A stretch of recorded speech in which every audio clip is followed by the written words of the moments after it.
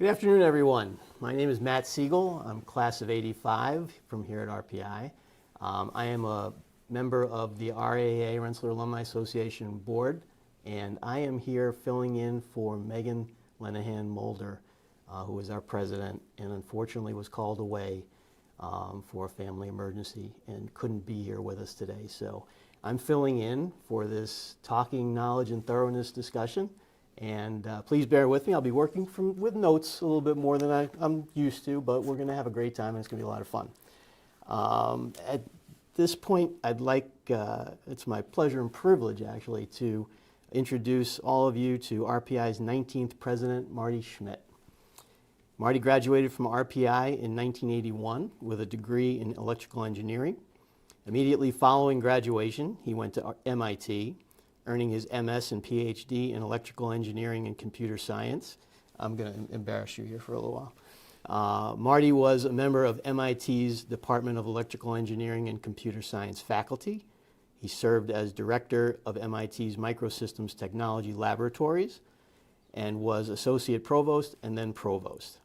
Marty is a fellow of the Institute of Electrical and Electronics Engineers. He holds more than 30 U.S. patents and has played a part in starting 7 different companies. On July 1st, 2022, Marty returned to RPI to lead his alma mater and chart a new path for Rensselaer forward. Marty, thank you so much for joining us for this discussion today. Thanks, Matt. And it's really a pleasure to be here. I'm glad we're doing this. I think, Lynn and I have been on the road pretty much nonstop on what we call the presidential tour. And for me, it's been really terrific because we've been able to hear directly from alumni, hear sort of what are their concerns about their alma mater, what are their hopes, and so on. And it's really been terrific. And I hope in the course of the hour I can share a lot of what I've learned about that. So this is really exciting.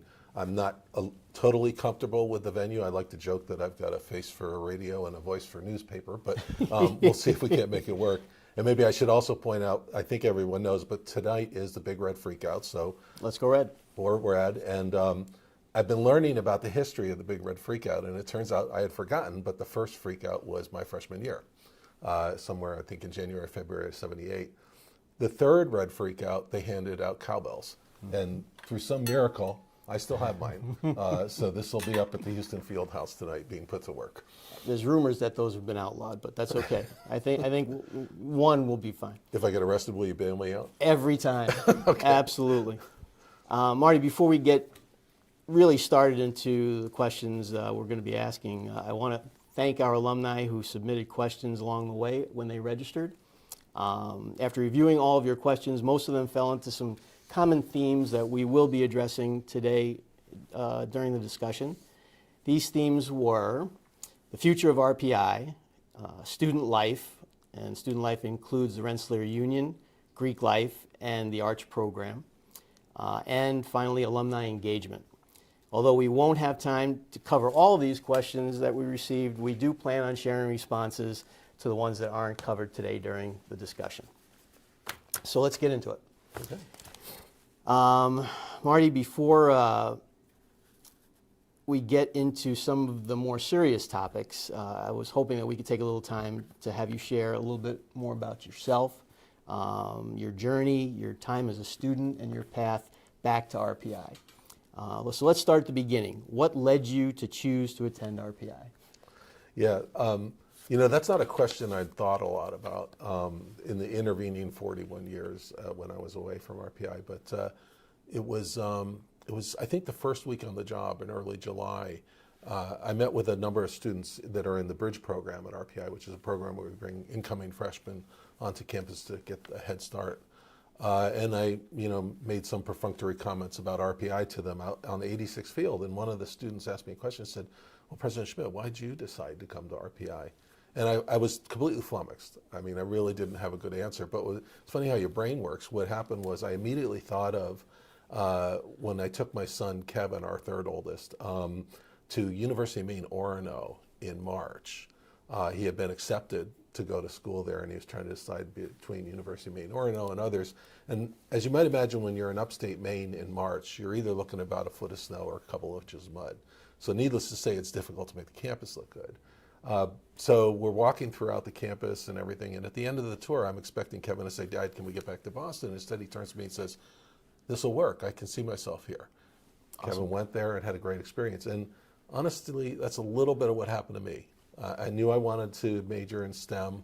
I know, therefore, I wanted to go to a STEM institution, toured a lot of campuses, walking around RPI, talking to people here, just made it feel right. And in a lot of ways, the first couple months I've been back, it feels right. And I feel like I'm with my people. Awesome. So you mentioned your son, and I understand that all 4 of your boys played hockey. So one of the questions we wanted to ask you is, did RPI hockey play any part as inspiration for that? Yeah, I think it did. It's interesting. Lynn likes to point out that her first in-person hockey game was at the Houston Fieldhouse. And I tried to play D-League hockey. Played D-League hockey myself. Well, and I failed miserably. Yeah. I got tired of the people on the other side of the bench scouting weak skater. And so when our oldest son, Derek, was born and we had settled in Massachusetts, I said to Lynn, these guys can't grow up in New England without knowing how to skate.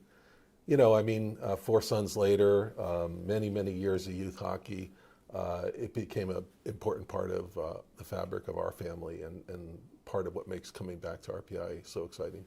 Awesome. So let's fast forward a little bit. So when you were approached about coming back to RPI, what made you decide to come back? Yeah, great question.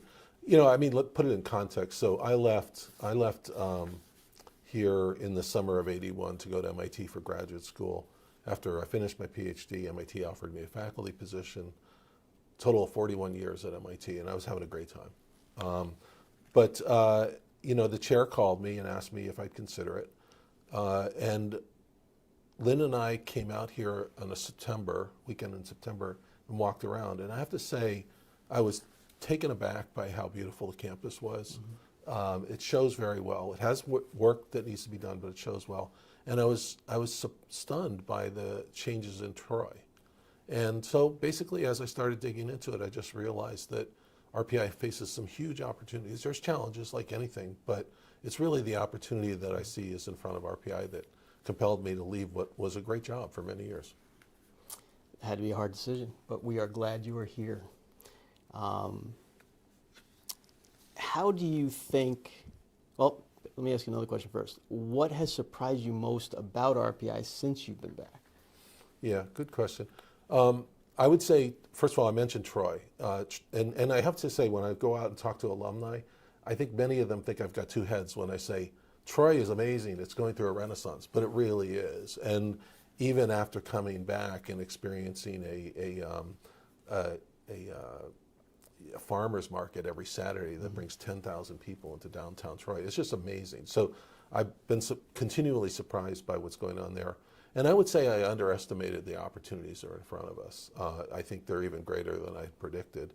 But also probably underestimated the challenges that we have in terms of we're understaffed, we're in significant need of resources. I'm going to ask you a question here that I'm going to ask you to put yourself in the minds of others. How do you think your team would describe your leadership style?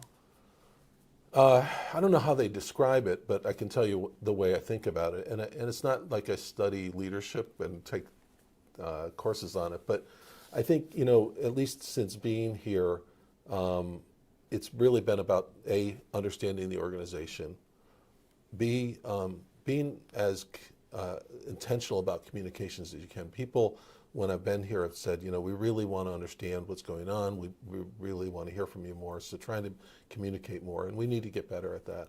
The third is, I think it's really important as a leader that you listen well. It's oftentimes, I think, one of the most important things of the process of leading. And that you consult people. And I think one of the things we've tried to do is make sure we build in consultative processes in all the decisions we're making. I also think it's important that you empower and support distributed leadership. You have to build a team that can execute. So I think those are the elements of how I think about leading the Institute. So you mentioned listening, and I've heard about the listening and learning tour that you did on campus. And my understanding is you asked 2 questions.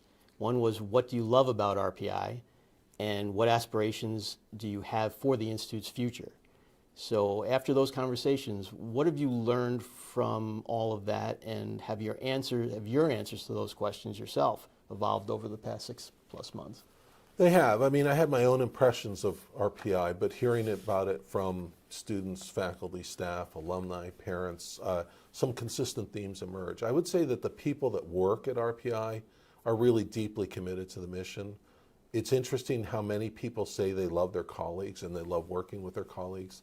And certainly amongst the faculty and staff, a great appreciation of the quality and excellence of our students. Those are consistent themes. When you talk to the students, you hear many things, but one that's consistent is they recognize that it's a really rigorous educational experience, as it always has been. But they embrace that, and in fact, they support each other. And I think more so than I can recall from my time, the sense of support amongst the student body is really palpable and strong. And then, you know, in terms of aspirations, when you have conversations about aspirations, oftentimes it surfaces concerns because it's difficult for people to think about where they want to go when they feel they're not going to be able to get there. And so that, through the course of those conversations, you know, concerns about our resources, constraints on the organization in terms of moving forward. As a result of the pandemic, which cost RPI about $68 million, the organizations have been thinned out, and we need to grow back. And then the other thing I hear is a lot of people appreciate that RPI is an excellent institution and wish that more people realize that. And so I think working on getting the reputation improved and the understanding of the excellence of RPI. All right, so let's stay on the track of the future of RPI. There's a question that seems to be on top of mind for most of the alumni that I hear from. What is your vision for the future of Rensselaer? Yeah, great question. So I would put it, there's things that I think we should be doing moving forward and focusing on, but I think you have to start with a framework of what I would call sustaining excellence and building upon it. And so we need to continue to attract excellent students, and so we have to do everything within our power to make sure that RPI is a preferred place for students, faculty, and staff to come and work. This year, as you know, I think, Matt, the class that was admitted this year is the largest in the history of RPI. Over 2,000 students elected to receive or to accept our offer of admissions. You might ask, well, why is it so large? And the answer is, it's a little bit like overbooking airline seats. You know, you admit a certain number of students based upon your historic acceptance rate. And what was surprising this year was more students accepted our offer to come to RPI than we've ever seen before. So that's a good problem to have. It's a good thing. Yeah. It's a good thing. And so we have a large class that we're working through. It's an incredibly diverse class. And coming back to the reputation point, this is the first time we've had, this is the largest percentage of the class that's coming from California. 6% of the first year class is California residents. And when I've been on the road and talking to people in California, they say, I can't believe I discovered RPI. It's a great option for my child. So that's been really terrific. We have to build back this year. I should stay as a baseline. RPI's faculty right now is at about 289. Historically, we've been more like 350 or a little bit more. And so we need to build back the faculty ranks. We have 52 active faculty searches this year to start building back.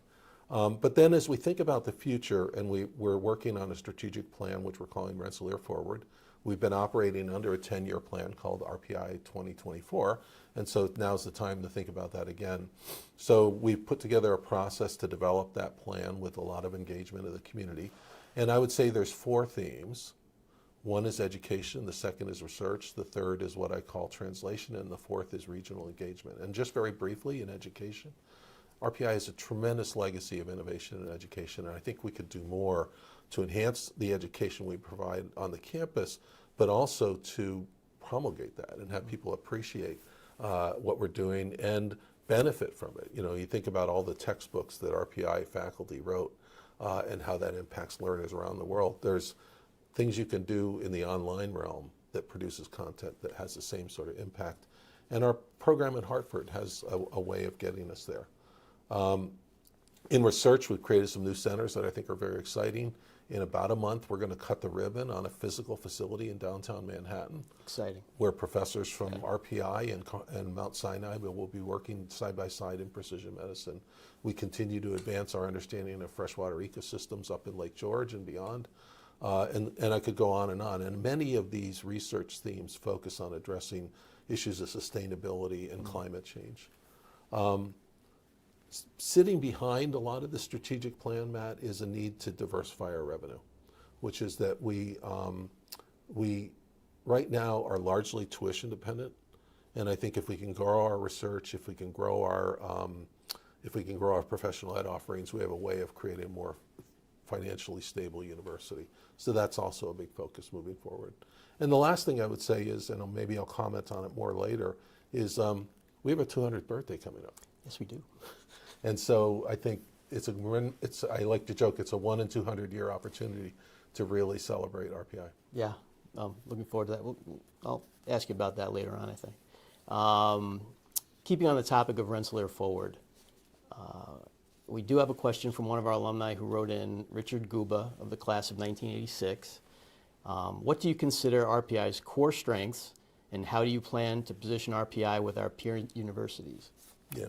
Well, I touched on some of these. So the thing I mentioned earlier about the legacy in education, I really believe this is part of RPI's DNA. In fact, it's really interesting. In my listening tour, talking to faculty, I can't tell how many of them, I can share it in an anecdote. I remember one faculty member saying to me, you know, I used to work at another university, and when I started there, the department had handed me the syllabus for the class I was assigned to teach and said, here's what I need you to teach. When I got to RPI, they did the same thing. They handed me the syllabus, but they said, here's what I taught last year. If you can improve on it, go for it. And so there's sort of an attitude of continuous improvement in education. And the other anecdote I'd like to share is that shortly after it was announced I'd be the president of RPI, I got a call from a physics colleague on the faculty at MIT and said, Marty, great news, congratulations. And he said, you may not know this, but around 1990, MIT sent 6 physics faculty to Troy, New York, because we had heard that they had invented a new way to teach freshman physics. To this day, that's how physics is taught at MIT. Ladies and gentlemen, tell all your friends. Yeah, but I think it's an example of just, you know, a core strength we have in education that I think is a real asset. I mentioned earlier we have excellent students, and that's continues to be one of our advantages, or what I would consider our core strengths. These research centers that we're standing up, I mean, arguably RPI is the leader in understanding freshwater ecosystems because of the research we're doing in Lake George, and I think that can be true for a lot of things we're doing. And I also think about what are some of our unfair advantages. And one that's really significant, particularly at this moment in time, is Albany, the capital region, is arguably the center of the universe for the development of advanced semiconductors because of the collective investment the state has made with IBM in an entity called Albany Nanotech. And with the passage of a $52 billion bill to strengthen semiconductor production in the US, huge, huge opportunity for us. Sounds great. So there's a topic I hear a lot about from alumni, U.S. News and World Report rankings. So from 2021 to 2022, RPI moved up from tied for 55th to tied for 51st. What's your vision for improving RPI's rankings, and can alumni help? Yeah. Well, so first a bit about rankings. I think in general, rankings are beginning to evolve, and a lot of it is because it's like anything else. There's lots of data out there, and there's lots of sophisticated ways to analyze the data. Historically, rankings have been largely based on what I would call inputs, the average SAT of the incoming class, and so on, and reputation. So as a provost at MIT, every year I would get U.S. News and World Report's ranking sheet, and they'd ask me to fill out, what do I think of all these institutions? I didn't know many of them, so you only fill out the ones that you know about. So I think getting the reputation out, getting people to understand, and pushing out all the good that's occurring on this campus, I think is really important. So communication, and we need to invest more in that. But increasingly, rankings are shifting to focusing on outcomes. How many of the people when they graduate have an employment opportunity? What is the average starting salary of a graduate? How long does it take them to complete their degree? What percent actually complete? And I think that's good. I think those are the metrics that matter. And I'm pleased to say that in those metrics, we do very well. And so there are a number of these non-U.S. News and World Report rankings where our standing, I think, is more reflective of the true assets that we have.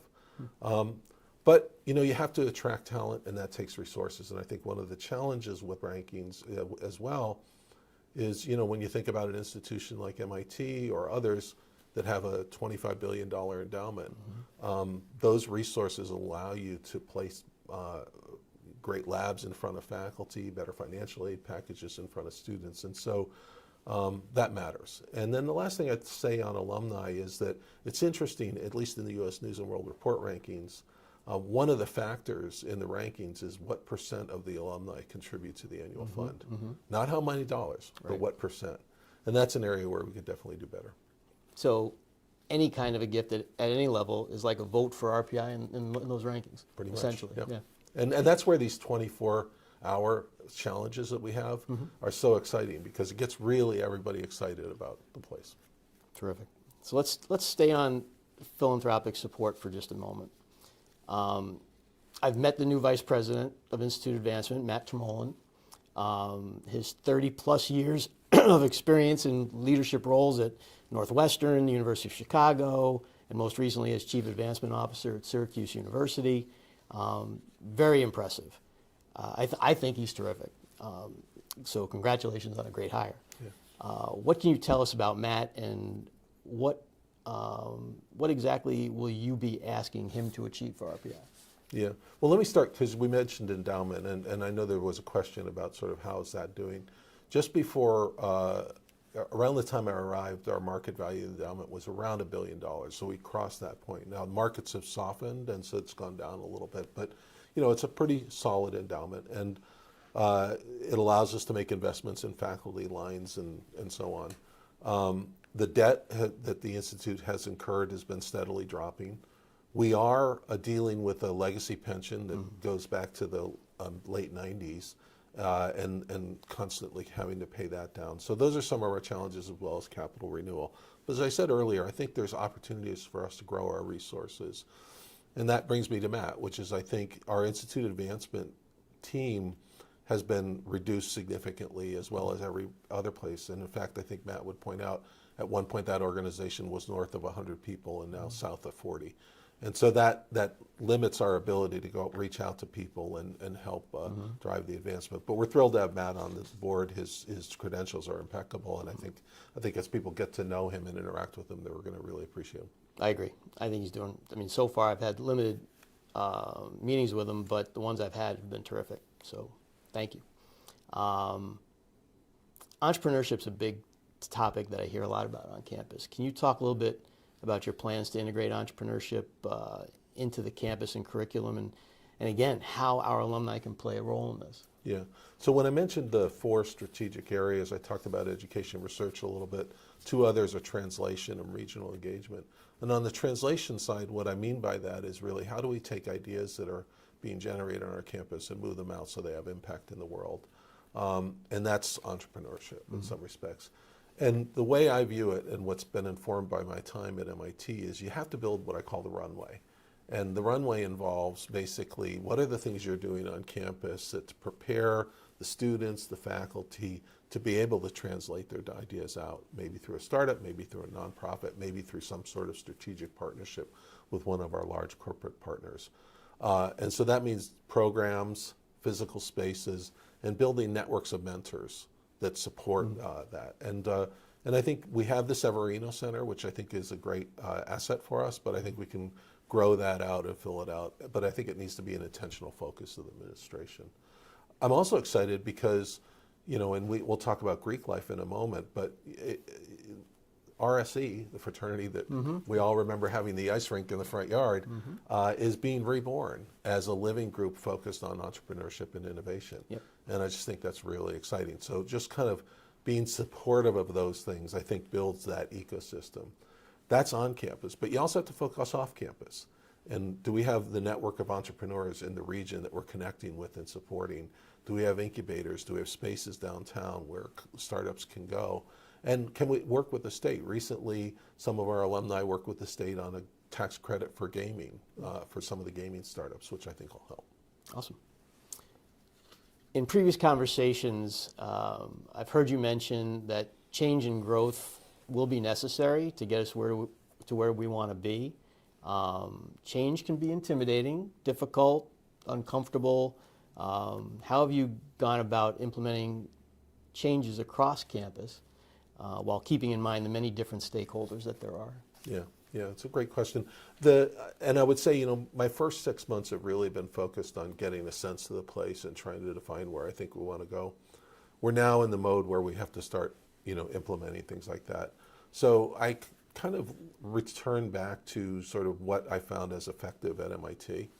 And, I would argue that college campuses, college universities, are generally pretty conservative in terms of their adaptability and their ability to change. Traditions are important in universities, and people, when they feel that traditions are being changed, they're often uncomfortable with it. But my experience is if you want to do change, there is a roadmap, there is a playbook to run. And at MIT, I was deeply involved in how we responded to the financial crisis of 2008. And also in how we created something called the Schwarzman College of Computing, which is probably the largest structural change at MIT in 70 years. And that process just involved a lot of conversations, a lot of convenings to get people to a common understanding of the state of affairs, and then to ideate collectively on what changes are possible. And then at some point, the leadership has to kind of take charge and say, okay, this is where we're going to go. And then but you're not done then. Then you have to spend time convincing people that that's the right direction. And so I think it's really about, those sorts of things. The other thing that I think it's important is you need to know where people are at when you're thinking about change. And I wanted to mention that, recently, it predated my starting here, but a climate survey was done of the staff and faculty at RPI. And shortly before I arrived, Dr. Jackson had established a task force of faculty and staff to look at that and make recommendations.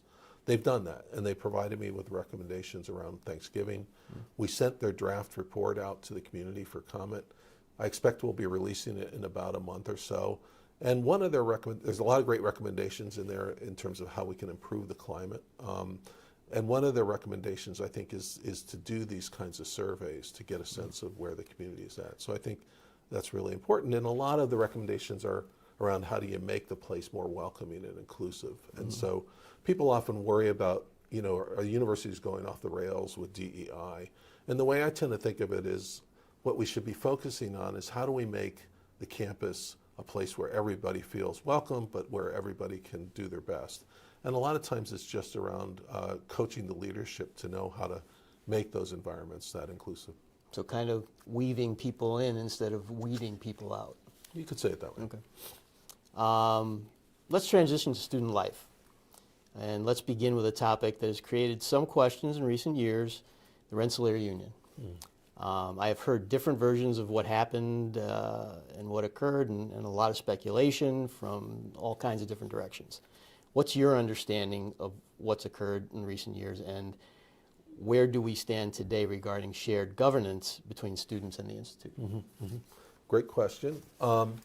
This is the one that's been most perhaps surprising to me because, I asked a lot on the tours, or I get asked a lot on the Rensselaer tours about will I return the union to the students, and I'm sort of like, okay, so what does that mean? And I think it's been challenging to get to the bottom of what's changed. What I do know is that the varsity athletics program, part of their budget was funded by the student union fee. And at some point around 2016, a decision was made to move the varsity portion of that athletics budget to the athletic director. The union still makes all the decisions around allocation of resources for club sports. And that one, I can kind of understand why you'd want to do that. I don't know how I'm supposed to hold the athletic director accountable to the success of our varsity programs if he doesn't have control of the budget, or at least fully control of the budget. The other thing that seemed to be an area of contention was the hiring of the union director. And it's been hard to unpack what happened there. But what I can report is that Charlie Potts is the director of the union. Everyone seems extremely happy with him. So what I've been doing, because I think this is something that's just not going to go away in the sense that it's out there, there's this concern. I've asked the Grand Marshal and the President of the union to work with me to let's talk about, how are things running at the union and what might have changed. And then I'm actually going to be asking some former Grand Marshals and Presidents of the union to come back and meet with us Very neat. and compare what's happening now versus what has happened in the past, and let's have a conversation about things. But I will tell you a funny story, which is that I think it was when we were in Florida on an alumni tour 2 weeks ago. I got an email on a Monday from an undergraduate who was frustrated because the Moulder Center, which is our fitness center, doesn't open until 9 a.m. and this person wanted to be able to get in there before classes. And I was thinking, oh gosh, and also it was suggested to me that part of the reason was we didn't have staffing, and it was advised to me that I should just pay them more. All good advice, right? Yeah. So I sent this to our Vice President of Student Life, Peter Komwerski, and I said, Peter, what are we going to do about this? And Peter said, well, Marty, the union's in charge of the Moulder Center. And I said, wow, really? So we passed it on to the union folks, and I think they already knew the issue. But they're responsible for deciding when, it's a resource allocation issue. They're responsible for deciding whether or not to open the union, the Moulder Center at 7 or 8 or 9.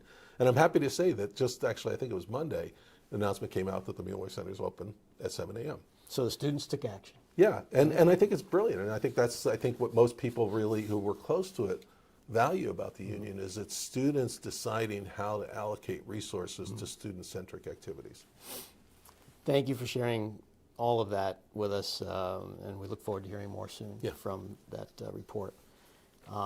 So as a Theta Chi brother myself and recent president of the RAA, I have had many conversations with alumni about fraternity and sorority life. There's some real concern about the future of Greek houses. Can you share your thoughts on the current status and what role you see for Greek houses moving forward? Yeah, thanks, Matt. So this, again, is what has been so invaluable about the presidential tour, because I call them the FAQs. The union is one, Greek life is the other. There are a few others. But, so I think what's happening, and maybe people have done research and they might know that I was not in a fraternity. A lot of my best friends were, and if you didn't have friends in fraternities, social life was a little tough back then. But I think they want to know, what does the new guy think about Greek life? And I have to say that from my view, fraternities and sorority, that living experience can be a transformative one. And that keeps being repeated when I talk to alumni who were in a fraternity or sorority. They just talk about how transformative that experience was, and continue to maintain those relationships. So I've heard that on the road.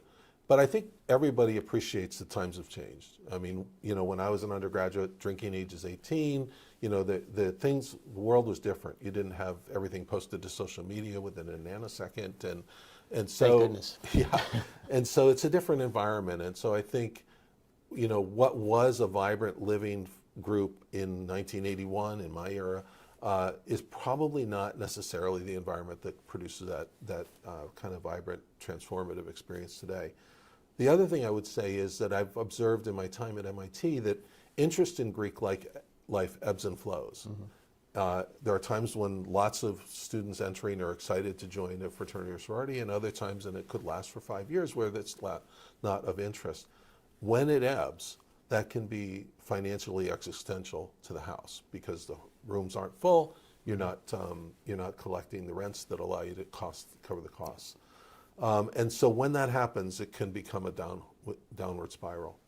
And what I have been saying when asked about this is that I think we have to have a mindset of what I'll call co-parenting, which is that what can't happen is when the wheels come off on a particular living group, we can't have the conversation we're having with the alumni can't be the first conversation we've had with them. And so what I'm happy to say, under leadership of people like Roger Mike, class of 70, we've created an alumni fraternity and sorority council. They meet monthly with the student life staff to talk about, what are the processes we have, so the alumni are familiar with when an unfortunate incident might happen. This is what we're going to do. And we can have a debate about, is that the right approach? And develop a common appreciation of this is the way we're going to pay attention to that. But it's not just about what you do when the wheels come off, but what are you doing to put wheels on? Mm-hmm. And what are you doing to keep the machinery running? And there I'm happy to say that we have a great student life staff. Under Travis, we have Ethan, and then Ethan's going to be adding 2 more people. Mm-hmm. So a great team, and I have to tell you, these folks are committed to a vibrant Greek and fraternity and sorority system. The last thing I'll say is, well, not last thing, I'll say a lot more, but last 2 things. One is I did something that I called speed dating, which is it was really important for me to get a sense of the fraternity and sorority system. So over about a 3-week period, I visited every fraternity and sorority that would let me in the house. Spent 30 minutes there. And a number of them, Lynn went with me.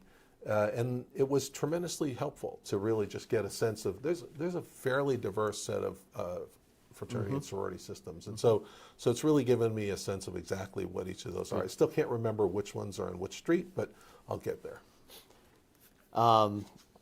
Yeah, the RAA we're having our board meetings this weekend, and we got a report out from the AFSC, and they were speaking very highly of Travis, Apgar, and Ethan Stubbs and their whole group, and the relationship that's building between them at this point, how they're meeting regularly and how well it's going. So that was great to hear from them. Let's touch a little bit on the state of the campus. Mm-hmm. I mean, I've walked around this weekend, and in many ways, this campus has never looked as good as it does today. However, I think when I was in the DCC, the yellow seats in there could be the same ones that you and I sat in years ago taking F-tests. Are there plans to update areas like that on campus that may need a little bit of TLC? Yeah. So as you said, we have some great buildings, some great new buildings. Mm-hmm. And some of the old original buildings, I'm thinking of the Walker Laboratories, the Troy building, the Pittsburgh building. There have been interventions to do kind of top to bottom renovations. And happy to report that when you do that, some of our beloved green roof buildings really do sparkle. Mm-hmm. But some of them are in really tough shape. 87 Gym, Ricketts, I could go down the line. And some of our residence halls are in need of TLC. And the other thing I would say is that I think in addition, we're a hilly campus. Our original campus was established in a time frame when you were not as worried about accessibility issues. And so in addition to fixing the physical buildings, we do need to invest in making the campus more accessible. And so that's a commitment. I was involved starting in 2008 with the development of the comprehensive renewal plan for MIT's campus. At that time, MIT was dealing with a $2 billion deferred maintenance problem. RPI's deferred maintenance problem is not $2 billion, but it's not insignificant, and it's not something that we're going to be able to fix in a day, certainly in a year, several years. It's going to require a decade-long plan of continued investment. And so part of what I have the team working on is a comprehensive renewal plan where we're going to take stock of every building. And by the way, I've toured every building on campus since I arrived, roof to basement. Take stock of every building, determine is this building mission critical, and then using that assessment, decide where to first begin, and then work our way through the campus, improving the buildings along the way. And then what you have to do is invest then in your maintenance staff so that you're sustaining them once you fix them up. That's all great to hear. And aside from the physical aspects of campus, there's certainly the campus environment and attitudes.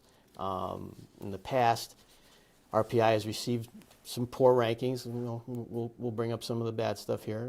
Some poor rankings from a group called FIRE relative to issues with free speech. Do you feel this accurately reflects the campus today? And if so, what are you doing to address it? Yeah, it's a great question.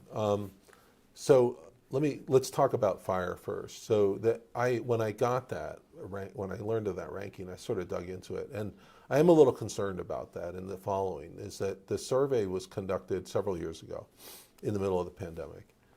It was a survey of about 200 students out of the 6,000 we have. So I don't know, how representative those 200 students are. And that's why when I talked earlier, one of the recommendations of the climate task force is setting up, a regular survey instrument, which we're working with the student leadership to do as a way of really getting a comprehensive understanding of how the students are feeling about their experience, and it can include issues of free speech. So it's difficult to know how effective that sampling was. What I can tell you is that they quoted some specific quotes from the survey, people that gave the survey, and one quote stuck out in my mind. It was a student who talked about how, and this was a student I think identified as being part of class of 2022, they said something to the effect of, we can't protest, and if we sit on the lawn, we'll be expelled, or something like that, which just seemed kind of odd. And I think it traced back to some of the protests around the union that occurred in the 2016 era, which of course was before this student arrived, which is, I think, part of why we need to address some of these concerns in the past and address them in an authentic way in terms of what really transpired. So I think we have that sort of hanging over us to address. But I'm not going to suspend anybody if they sit on the grass. And in fact, there was a protest in front of the Troy building yesterday, and Nobody got suspended. Nobody got suspended. Nobody got arrested. So we'll work on that. But the other thing is, I think people are in general are concerned is our campus is a place where you have the freedom to express ideas and have different opinions and bring controversial speakers on. And I think that's very important. I certainly experienced dealing with a student group at MIT that wanted to bring a Holocaust denier in, or that wanted to have Chelsea Manning come and talk on campus. And those were things where if these groups want to hear that, I think it's important that we allow those things. So being open to contrary ideas, I think, is part of the campus fabric. But it's a challenge to do these things, and even trying to facilitate constructive conversations on differing topics. We can do that on campus, but when it spills out of the campus through social media and then people start, pummeling each other, I've had faculty colleagues at MIT tell me, I just don't want to talk about that because I don't want to get beat up in social media.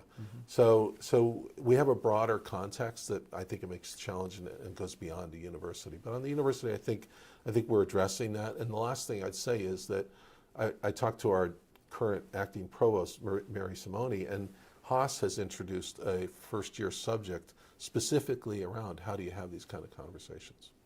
Wow, thank you for that. That's great.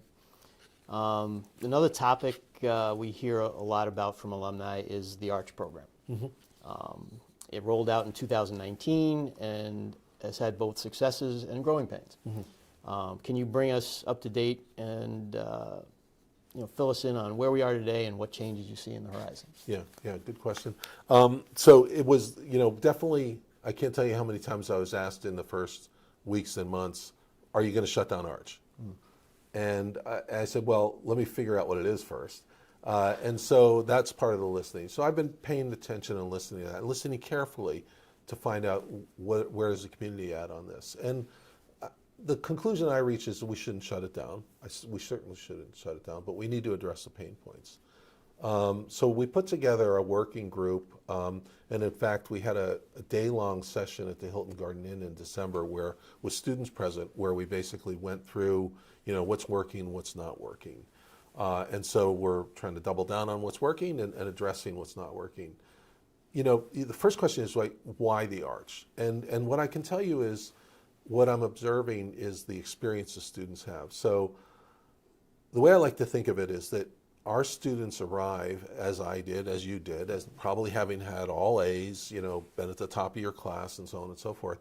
You get to... Speak for yourself, bud. Well, maybe a B here or there. Yeah. Actually, maybe even a C in religion, but let's not go there. But the point is, and it was an alum of the class of 60 said to me, President Schmidt, when I got to RPI, I discovered there were grades with letter grades with curves in them, like B or C or D.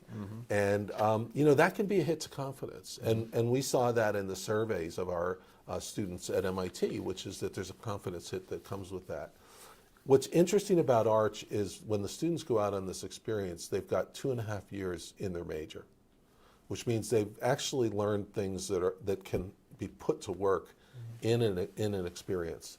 And and they can be out for a full semester or sometimes a semester in the summer, much longer than maybe 8 weeks in the summer, and they can get more done, both based on their experiences they have, but also the time. What the students report when they come back with a successful experience is how surprised they were when their employer told them how impressed they were with what they knew. In fact, we just met with an art student in Austin 2 days ago who said, my employer was surprised I got as much done as I did in the first 4 weeks.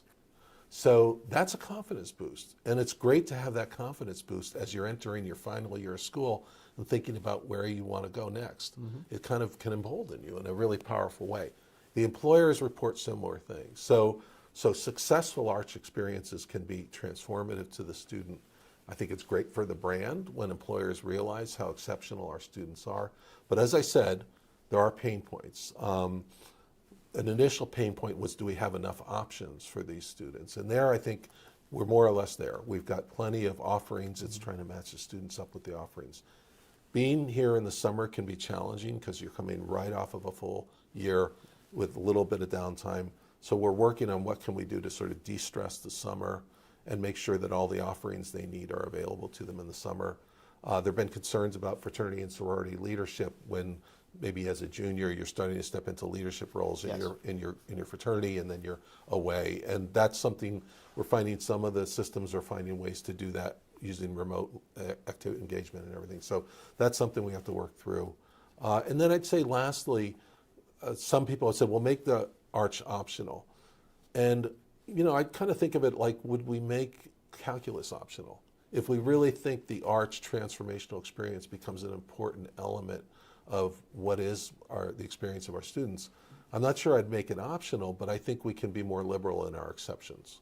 So we do have methods for people for whom the arts just doesn't work to get an exception. And I think we just have to make sure those people are aware of those options and can exercise them when it's appropriate. So sitting on the board of the Rensselaer Alumni Association, the RAA, the obvious question for me is, how can alumni help with that? Yeah, I would say, you know, connecting us with employers. So if your firm, if you can see the value within the company you're in of having art students, work with us. Because I think one of the challenges is most companies, when they think about interns, they're bringing them in for the summer. They know they're not going to get a lot out of it in 8 weeks, and it's really just to identify talent for out-year hiring. And as a consequence, often that's run out of HR. And when you approach HR and say, well, we want to do this in the fall or the spring, they're not necessarily on receive for it because it takes them out of their modus of operation. And so I think getting the alumni to work with their employers to help create more of those opportunities. As I said, we have plenty of them, but I think the more we have, I think the more there's competition in some respects.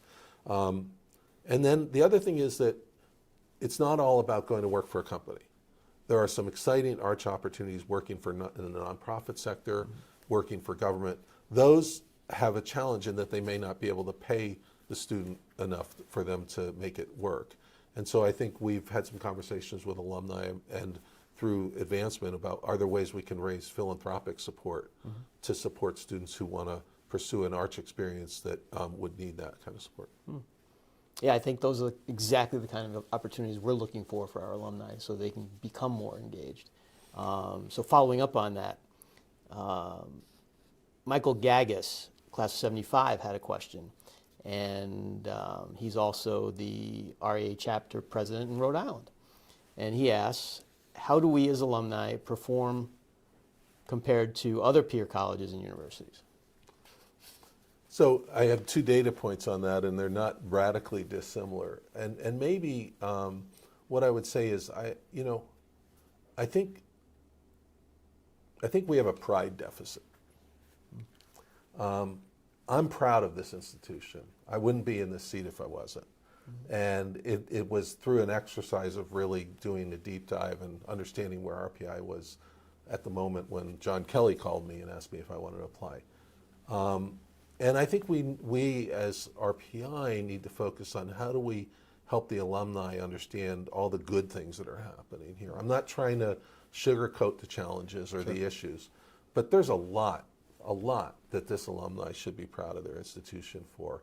And so I think that's part of it, is you know, a little bit on us to figure out how do we help make that connection. You know, and I think advancing the brand. You know, I think being proud of your institution, talking about your institution helps advance the brand. And I talked about the California parents who said to me they're thrilled that their children has discovered RPI, and giving. I mean, honestly, you know, as I mentioned earlier, rankings depend upon alumni giving, and so I think those are areas where we're probably punching below our weight. So now we've talked about what alumni can try to do to help RPI.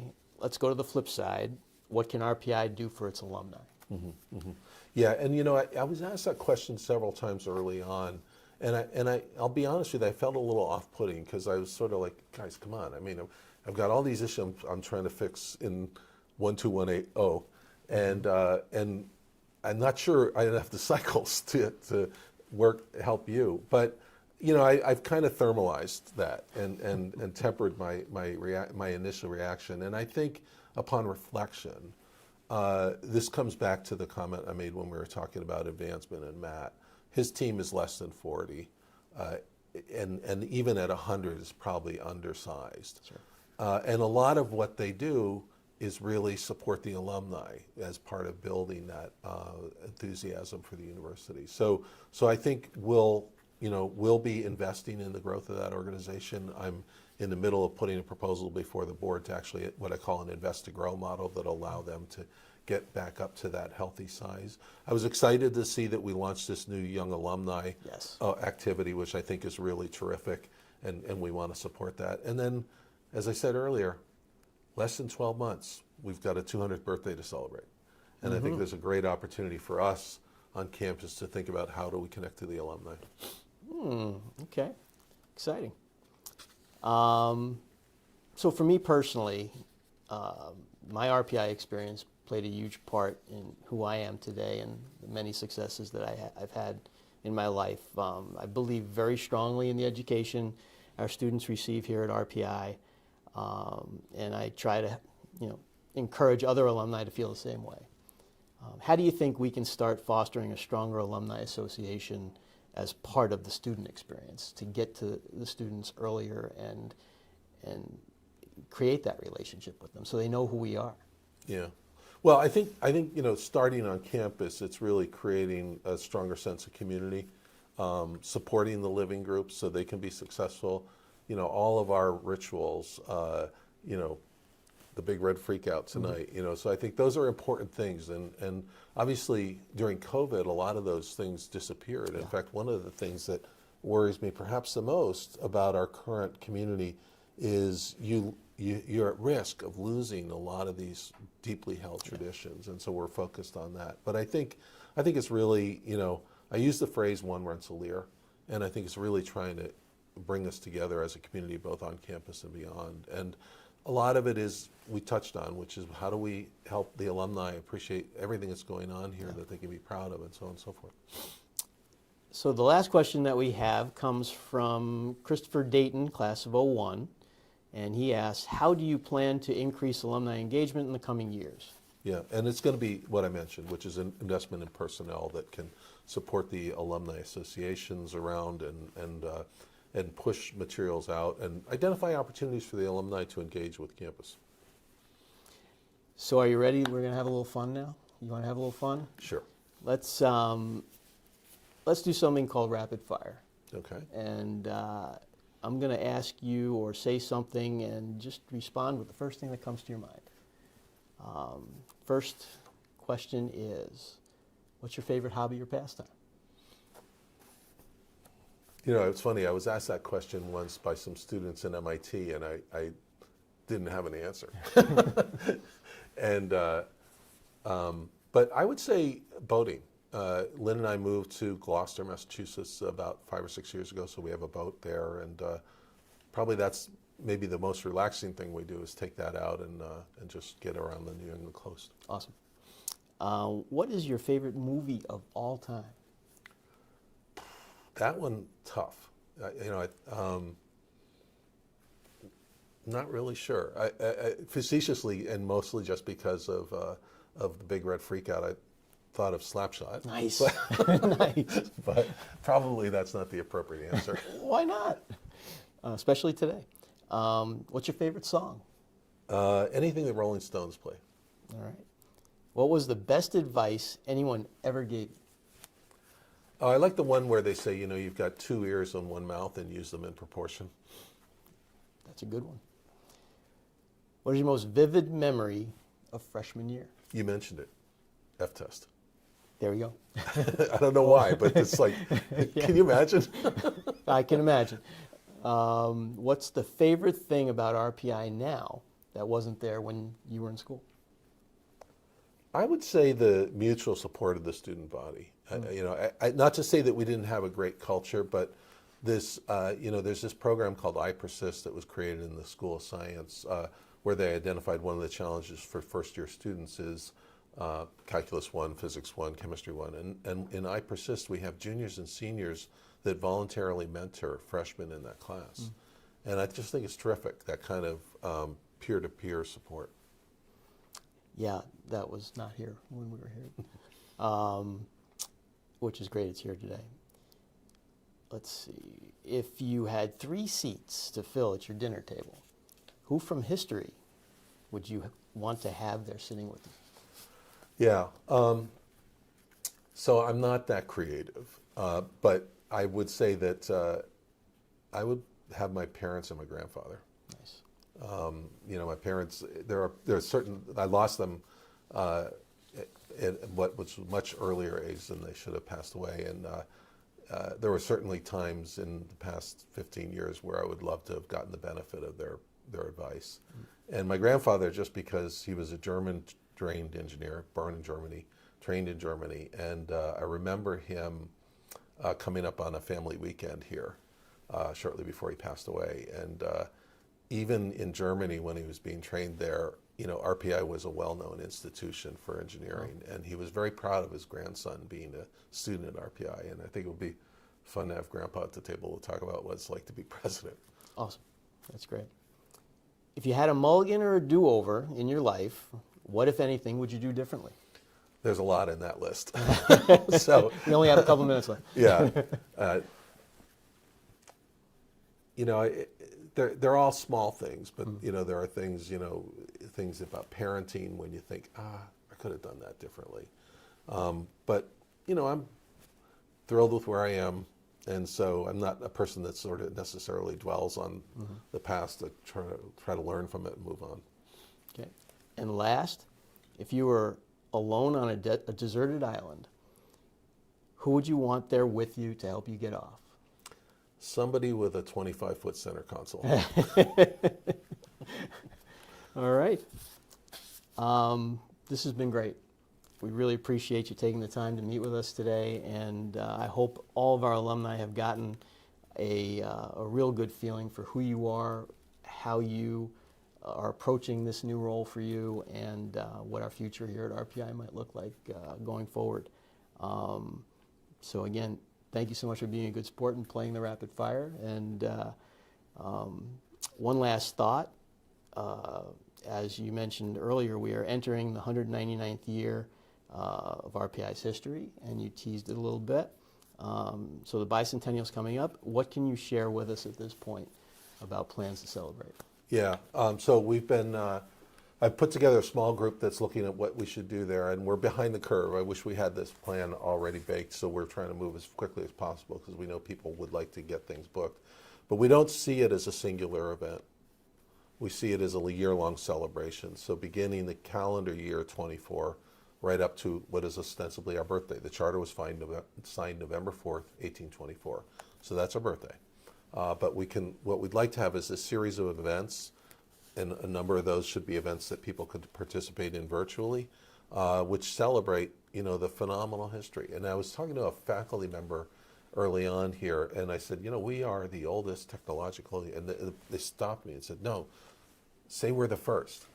And I'm like, that's a great point. Yeah, that's great. We are the first Polytechnic Institute. Yeah. Continuously running. It turns out there were some that didn't work out, Yeah. but we're the first continuously running Polytechnic. And I think that's a right way to think about it, because there's so many firsts. We're the first to flip the classroom in freshman physics and have it copied exactly by MIT and so on. So I think it's an opportunity for us to celebrate our firsts and then think about our future. So I'm excited about that. Awesome. Yeah, looking forward to it. It's going to be a great 12 to 18 months. I mean, I'm going to try to get to everything I can. So again, thank you everybody for joining us. We hope you enjoyed it. We look forward to seeing you at upcoming presidential tour stops, RAA chapter events, if there are any in your area, please plan on attending. And reunion and homecoming this fall will be October 13th and 14th. Also, shameless plug, RAA board nominations and award nominations are now open and live online. Please nominate your fellow alumni for each at alumni.rpi.edu. For more information, keep an eye on the alumni website and follow all the social media platforms. And seeing how it's freak out tonight, as always, let's go Red. Thank you. Thanks, Thank Matt. you.